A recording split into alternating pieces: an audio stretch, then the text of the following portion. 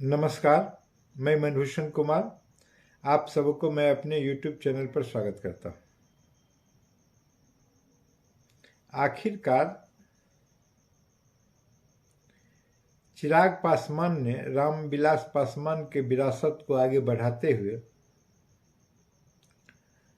2024 के लोकसभा चुनाव का आगाज वैशाली लोकसभा क्षेत्र स्थित साहिबगंज से किया। सबों ने देखा कि किस प्रकार भीड़ चिराग पासवान को एक झलक पाने के लिए उतावला सा था। जिस कदर चिराग पासवान दिल्ली से पटना आए और वहां से हेलीकॉप्टर से अपनी चुनाव यात्रा का आगाज किया और हेलीकॉप्टर से साहिबगंज आए, उनके लिए भारी मात्रा में दर्शक प्रतीक्षा कर रहे थे। श्रोता उनका भाषण सुनने के लिए उतावले थे और चिराग पासवान ने बहुत ही साफ साफ कह दिया कि उनका गठबंधन अगर किसी से है तो वह जनता से है। एक प्रकार से कहें तो उनके सलाहकार ने भाजपा को सख्ते में लाकर रख दिया और नीतीश कुमार पर काफी दबाव बना दिया, क्योंकि उसी भाषण में उसने यह भी कहा कि बिहार में भ्रष्ट सरकार चल रही है। उसी सभा में यह भी कहा चिराग पासवान ने, बिहार में एक ऐसी सरकार है जो कभी इस दल से मिल जाती है तो फिर इस दल में आ जाती है, फिर इधर से जाके उधर मिल जाते हैं। स्पष्ट है कि उनका इशारा नीतीश कुमार की तरफ था और यह इस बात का संकेत है कि भाजपा ने नीतीश कुमार से भले ही अपना गठबंधन कर लिया हो, लेकिन चिराग पासवान ने अपना मनबंधन नीतीश कुमार के दल से नहीं किया है।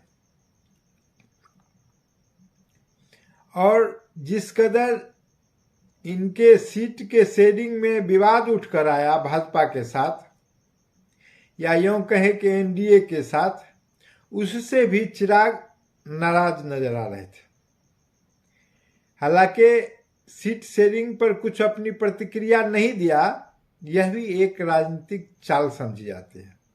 जबकि जिस कदर दिल्ली में बैठ के हर चीज फाइनल कर लिए गए हैं, तो उस स्थिति में सीट शेयरिंग पर स्पष्ट अपना विचार चिराग को रखना चाहिए था, लेकिन ऐसा नहीं हो सका। बल्कि उन्होंने जो अपना तहरीर दिया, अपना भाषण दिया, उसमें सबों को चाशनी में लपेट लिया है और जनता को सीधा संदेश दिया कि हम आपके साथ हैं, हम आपके भरोसे हैं, आप जो कहेंगे वही हम करेंगे।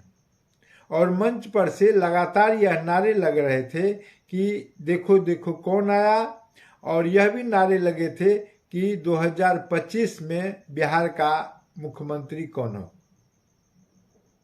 यह साधारण घटना नहीं है, लेकिन इसके पीछे निश्चित रूप से चिराग पासवान का लेगेसी है जो उनके पिताजी ने खड़ा किया था। और दूसरे तरफ यह भी आप देख सकते हैं कि एक समय में बीना देवी जो संसदीय बोर्ड के अध्यक्ष होती थी, वह पारस गुट में, लेकिन आज बीना देवी मंच पर नजर आ रही थी चिराग पासवान के। यह उनकी मजबूरी भी हो सकती है या राजनीतिक चातुरी। यह तो समय ही बताएगा कि वो टिकट राजद से लेती हैं या चिराग पासवान से। लेकिन यह बात तय है कि बीना देवी वैशाली क्षेत्र से निश्चित रूप से चुनाव लड़ेगी। दूसरे तरफ चिराग पासवान से जो टिकट लेने के प्रबल दावेदार हैं, वो नगर पिता रघुनाथ पांडे की पुतोहु विनीता विजय का भी नाम आता है। वह भी चाह रहे हैं कि हमें वैशाली से टिकट मिले और चिराग पासवान के दल से मिले और दिल मिले न मिले लेकिन टिकट मिले। दोनों लोग सामर्थ्यवान हैं, समरथ के नहीं कछु दोष गोसाई। और समरथ में जो आज की जो बात कही जाती है, राजनीति में सबसे संसाधन होना आवश्यक है और संसाधन मूल रूप से अर्थ का होना है। देखें कि किस प्रकार अंतिम क्षण में पिछले बार भी बीना देवी ने चिराग पासवान से टिकट ले लिया था।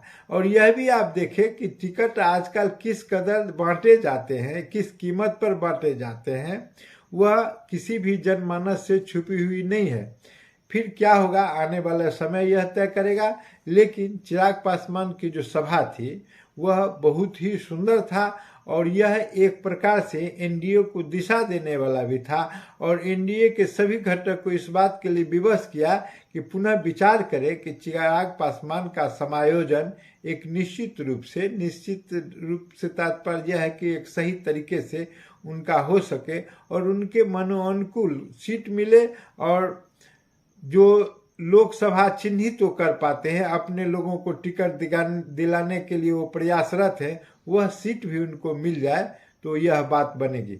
लेकिन एक जो बहुत महत्वपूर्ण बात यह बन के आ रही है कि वो अपने पिताजी का जो परंपरागत सीट रहा है उसमें हाजीपुर कहा जाता है, तो उसमें अभी उनके चाचा पशुपतिनाथ पारस हैं जो दूसरे गुट से हैं, तो वह चुनाव लड़ रहे हैं। उस पर इनकी दावेदारी अभी तक मजबूत है लेकिन अभी तक स्पष्ट नहीं हो सका है, क्योंकि चिराग पासवान भी इस बात को आज घोषित नहीं कर पाए कि आखिरकार वो चुनाव कहाँ से लड़ने जा रहे हैं।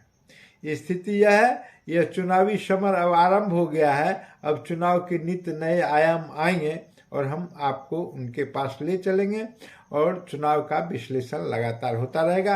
अगर यह वीडियो आपको पसंद आया हो तो इसे सब्सक्राइब करें और बेल आइकन दबाने का काम करें।